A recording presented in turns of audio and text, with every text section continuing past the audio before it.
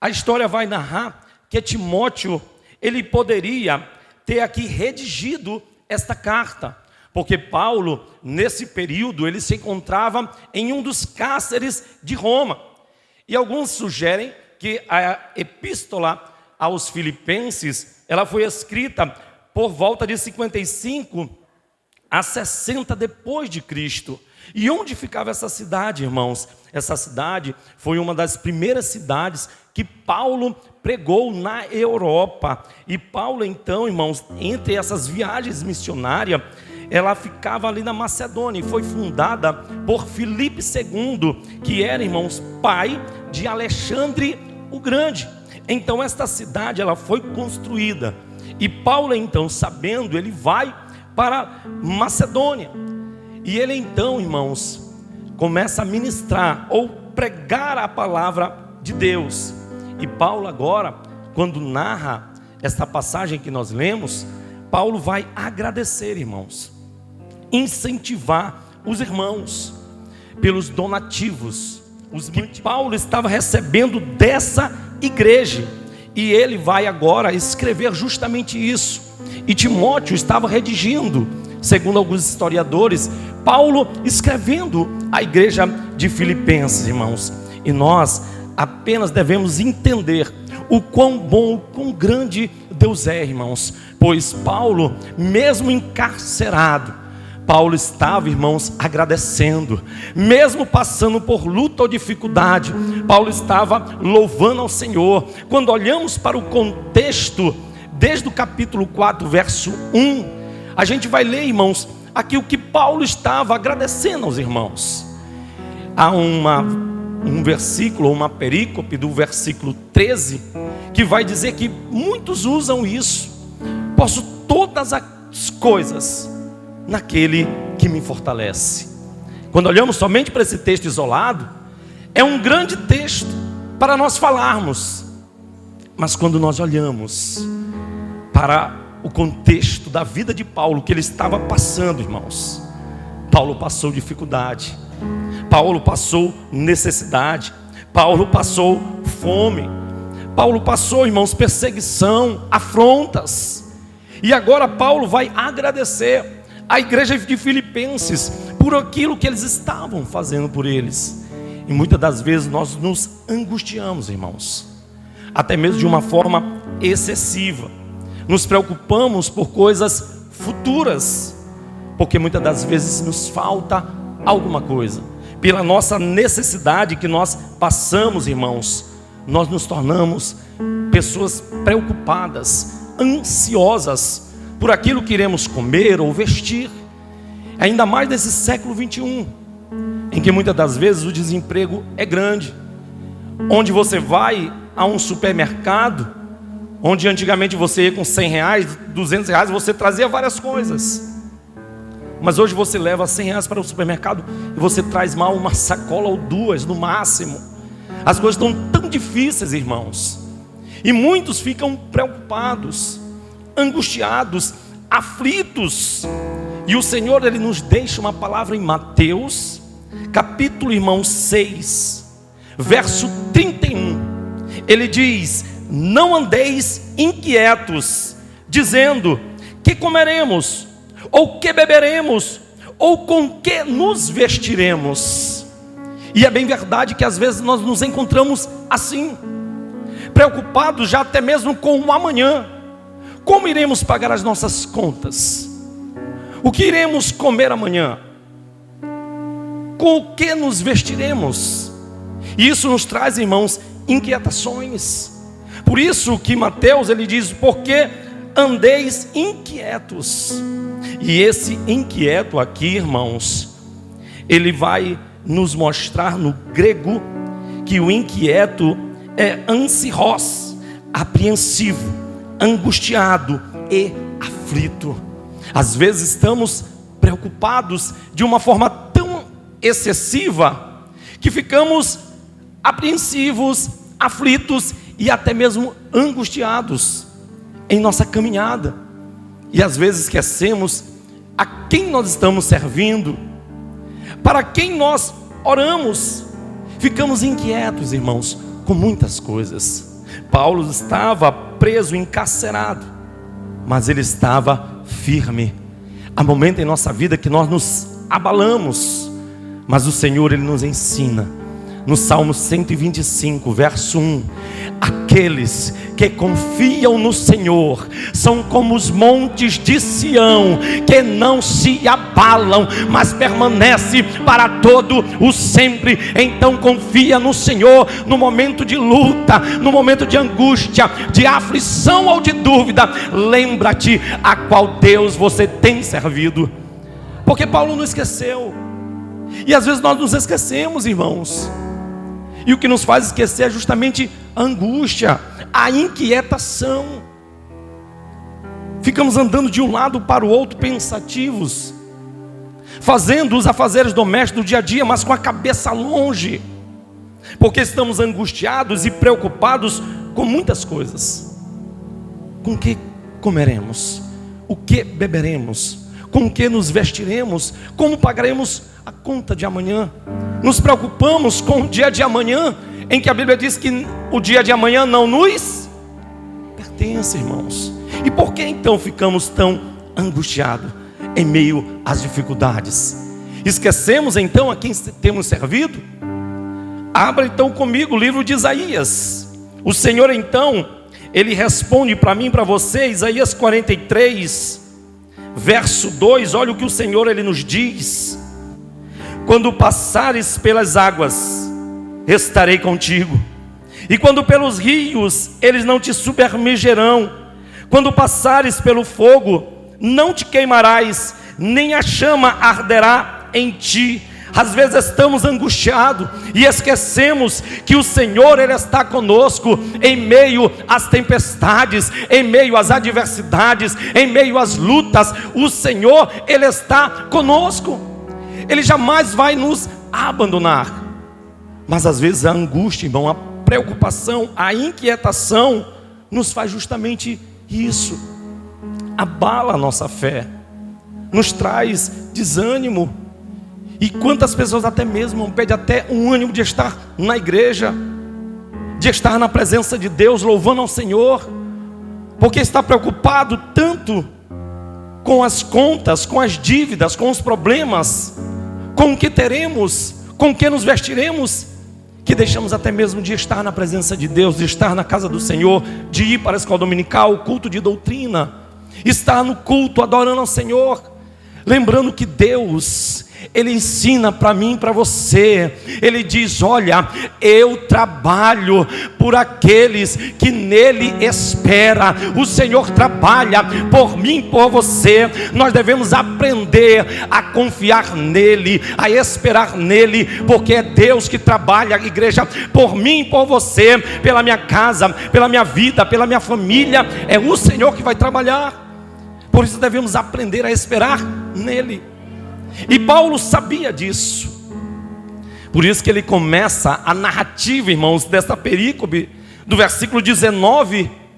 Olha como Paulo começa dizendo: o meu Deus.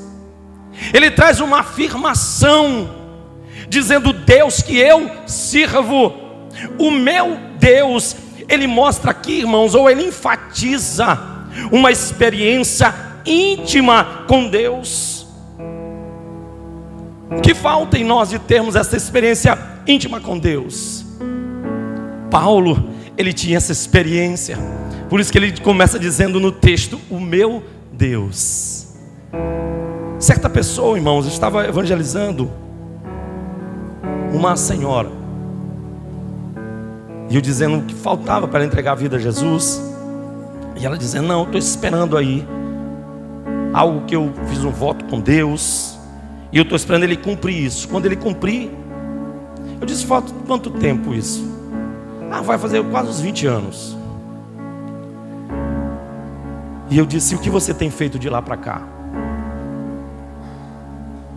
Bebe, vive em festa,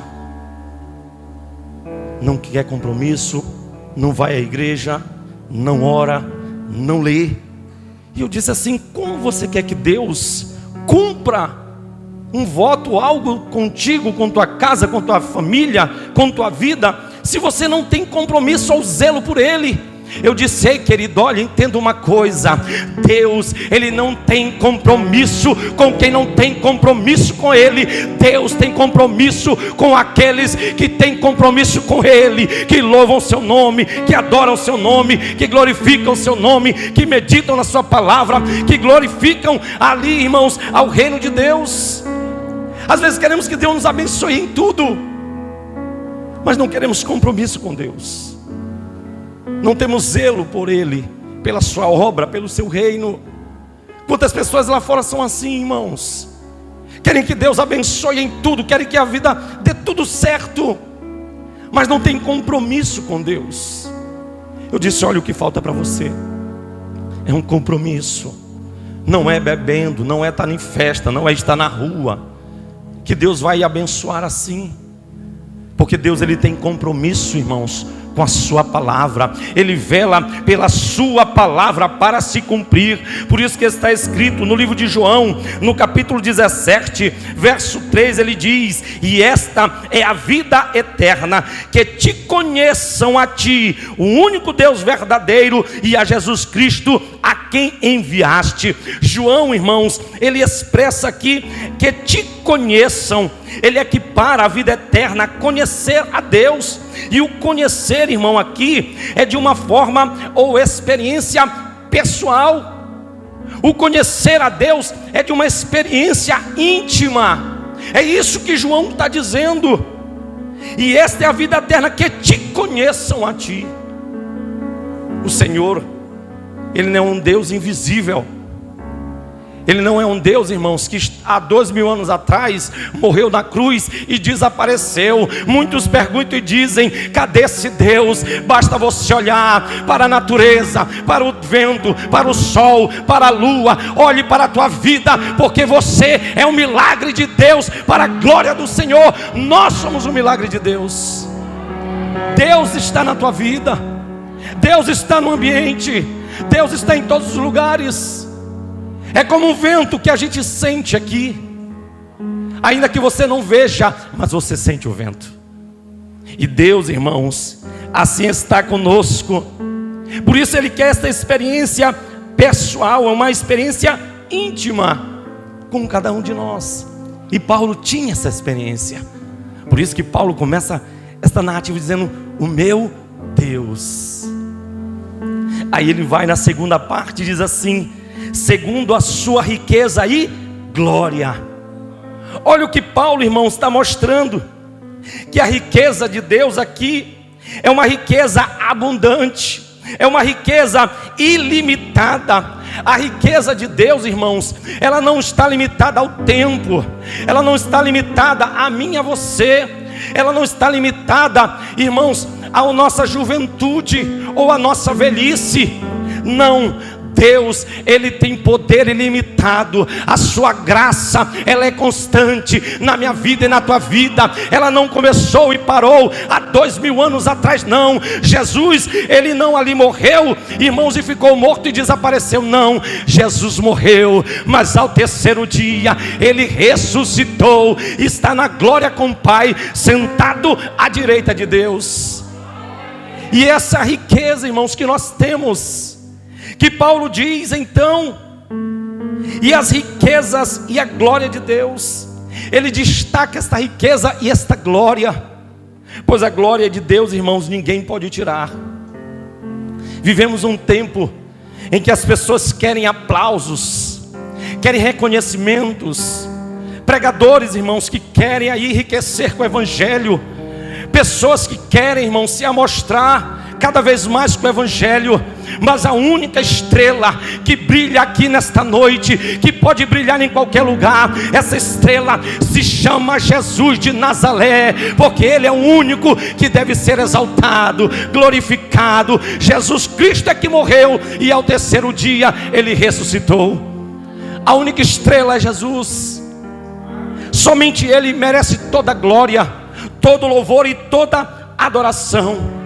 Por isso que Paulo vai dizer: e a riqueza da sua glória. É tanto que o escritor, irmãos, de Crônicas, na sua primeira carta, no capítulo 29, do verso 11 ao verso 13, ele diz: teus, ó Senhor, são a grandeza, o poder, a glória, a majestade, o esplendor, pois tudo que há nos céus e na terra é teu. Teu, ó Senhor, é o reino, tu estás acima de todas as coisas. O escritor então, irmãos, vê a glória de Deus e a riqueza. E a riqueza aqui, irmãos, ela é contextualizada em poder e graça. Ainda que muitos dizem, mas o Senhor nosso Deus, Ele é o dono do ouro e da prata. Amém. Mas a riqueza que Paulo está dizendo, esta abundância, é algo ilimitado. Deus, irmãos, Ele não abençoa aqui o irmão, pronto, e acabou com ele e não sobrou nada para mim. Não. Deus, Ele pode abençoar você, sua casa, sua família e até a terceira, quinta geração. Deus tem bênção para você e toda a sua família, porque a bênção de Deus, ela é ilimitada, não está dependendo do homem para nada, porque Deus, irmãos, tem todo o poder e glória em suas mãos. Aí Paulo continua dizendo, nessa pequena perícope, quando o pastor Antônio até me passou, e teve só um pequeno, acho que erro de data, aí ele me passa essa perícope. Eu olhei o texto, bem simples, e era até, acho que para jovens, acho que a irmã me convidou, o irmão convidou, estava meio, não sabia se era para jovens ou senhoras. Aí eu ainda liguei para ele e perguntei. Ele disse, não, irmão, era realmente, eu errei aqui, a gente convidou para os jovens, mas é para as senhoras, para a sexta mesmo. E olhando para o texto, irmãos, e a gente olha para o texto bíblico, e muitas das vezes a gente só vê e lê tão rápido, a gente acha que não tem nada. Mas nós devemos entender que de Gênesis, da Bereshit, ou do início, ou princípio de tudo, até o livro da Revelação, qualquer perícope, qualquer passagem, qualquer palavra, qualquer frase que está escrita, ela tem riqueza, tem poder para a minha vida e tua vida. E se você meditar, a glória de Deus alcançará a tua vida, e você entenderá o quão Deus é soberano, irmãos, e o quanto Ele é poderoso. E eu disse, o que eu vou ler dessa perícope? Eu até perguntei, varão, é para o jovem mesmo? Só para me pregar nos jovens nessa passagem. E eu fui dobrar o joelho e orar ao Senhor. Senhor, me mostra o que devemos ministrar sobre esta pequena passagem. E Ele foi nos mostrando, irmãos, texto a texto. Porque Deus, irmãos, Ele sabe o que a igreja precisa. Ele conhece o meu coração e o teu coração. E às vezes estamos inquietos com muitas coisas, estamos preocupados, ansiosos, e muitos ficam até depressivos por causa dos problemas, das dívidas, porque tudo dá errado. Ei, querido, nós servimos um Deus que vela pela sua palavra, e se nós confiarmos nele, ainda que as coisas começam errado, Deus vai acertando, endireitando, consertando, porque o Deus que nós servimos, Ele é fiel para cumprir a sua palavra em nossa vida, irmãos. E Paulo então vai dizendo, segundo a riqueza da sua glória, suprirá, ou em outras versões vai dizer, há de suprir todas as vossas necessidades. Diga comigo, o Senhor, mais forte, o Senhor há de suprir as nossas necessidades. Então dê um glória a Deus se você crê nisso, querido. Então creia, porque Deus, Ele supre a necessidade daquele que crê. Paulo estava encarcerado, irmãos. Posso tudo naquele que nos fortalece. Mas Paulo vai dizer o quanto ele passou fome, passou dificuldade. Ele sabia, irmãos, ter abundância, mas ele também sabia o que era ter escassez. E imagina agora para este homem, irmãos, a confiança dele não estava nele, não estava em Timóteo, não estava nos apóstolos. A confiança de Paulo estava naquele que vive e reina para todos sempre. E a nossa confiança deve estar nele, porque todas as coisas é para Ele, irmãos, todas as coisas. Aí Paulo vai e continua dizendo, suprirá todas as vossas necessidades. O interessante aqui é que Paulo, irmãos, ele traz uma certeza. Paulo está dizendo, olha, ele suprirá. É uma passagem que confirma, afirma algo. Ele vai suprir. Ele não duvidou, ele não disse, rapaz, eu não sei, vamos orar para ver se amanhã. Não, ele suprirá. Ele há de suprir. É aqueles que confiam no Senhor, igreja. Eles não se abalam, mas estão firmes para sempre. Ele há de suprir as nossas necessidades. E aqui, irmãos, suprir é completar, é preencher ou fazer abundar a provisão divina. Paulo tinha a certeza de quem ele estava servindo, pois o salmista, irmãos, no Salmo 145, verso 20, o salmista diz: o Senhor cuida de todos os que o amam. Diga comigo: o Senhor cuida de todos que o amam. Se você ama o Senhor, então dê glória a Deus, louve ao Senhor, adore ao Senhor, porque nós servimos um Deus que nós amamos, irmãos. Nós não servimos um Deus lá do Natal, nós não servimos o Deus da Semana Santa, nós não servimos um Deus da manjedorinha lá, o bebezinho. Nós não estamos servindo um Deus preso no madeiro. Nós não estamos servindo um Deus preso no gesso. Nós estamos servindo um Deus que está na glória, que tem poder. E os anjos cantam noite e dia: Santo, Santo, Santo, Santo é o Senhor dos exércitos. É esse Deus que a gente está servindo. Não é um Deus de tradição, que se lembra uma vez por ano. Era esse Deus que Paulo tinha a certeza que cumpriria, que iria cuidar deles. Deus, irmãos, ele cuidou de Israel durante quanto tempo? 40 anos. Aonde? No deserto. Deus cuidou de Israel. Deus cuidou de Elias. É bem sabedor de cada um de nós que Deus enviou corvos para cuidar de Elias, levando o pão, alimentando. Deus cuida do seu povo, irmãos. Se nós fôssemos trazer aqui os personagens a qual Deus cuidou, Deus cuida do seu povo. Então por que Ele não cuidaria de mim, de você?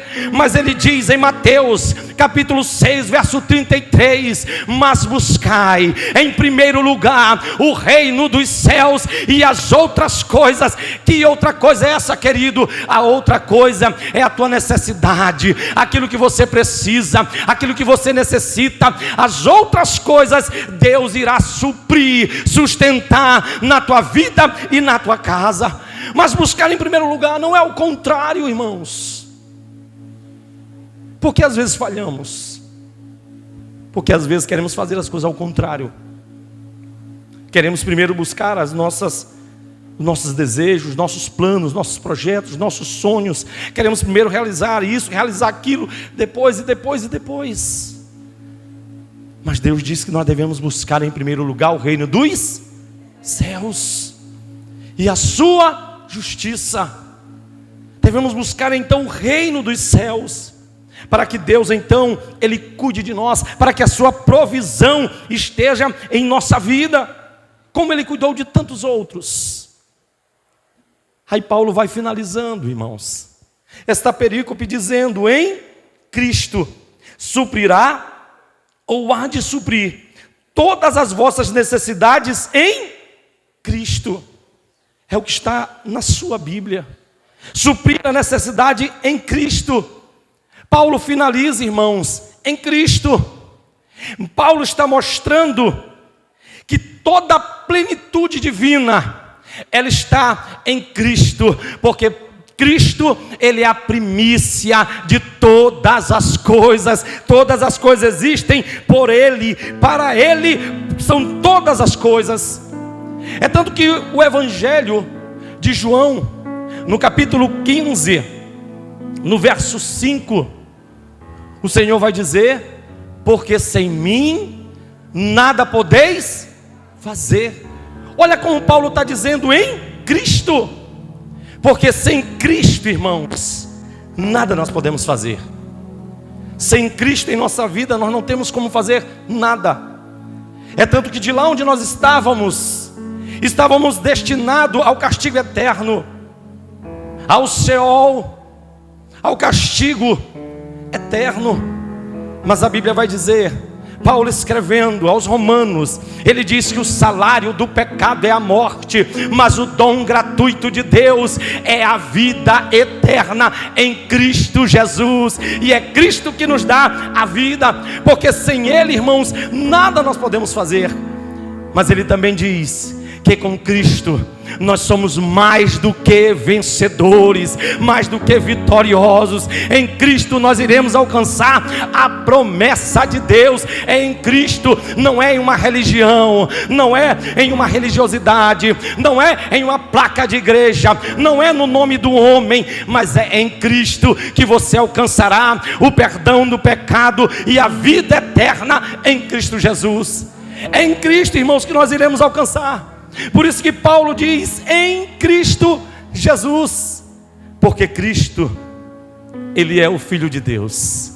Cristo, Ele é o Messias. Cristo é o Emanuel. Cristo é o pão da vida. Ele é a videira verdadeira. Ele é o Cordeiro de Deus. Ele é o bom pastor. Ele é a água da vida. Ele é o grande eu sou. Ele é a palavra. Ele é o caminho. Ele é a verdade. Ele é o conselheiro. Ele é o Deus forte. Ele é o Pai da eternidade. Ele é o príncipe da paz. Ele é aquele que morreu, mas ao terceiro dia ressuscitou. É este Cristo que está em tudo e em todos. É Cristo que pode nos salvar e nos levar para os céus. É este Cristo, querido, esse Cristo que nós estamos hoje adorando. Foi por causa desse Cristo que você saiu da tua casa, porque talvez se fosse por qualquer outra coisa, nós não sairíamos. Se nós estamos aqui, é porque o Espírito Santo nos levantou, nos fez nos arrumarmos e vir à igreja glorificar e adorar esse Deus por causa de Cristo, irmãos. É a Ele que estamos aqui. E muitas das vezes estamos tristes ou preocupados. Por isso, irmãos, eu lembro de um louvor que era até mesmo de Lázaro. Não sei se os irmãos podem me acompanhar. Eu convido os irmãos a ficarmos de pé para nós irmos finalizando. Não gosto de estender muito a ministração devido ao tempo.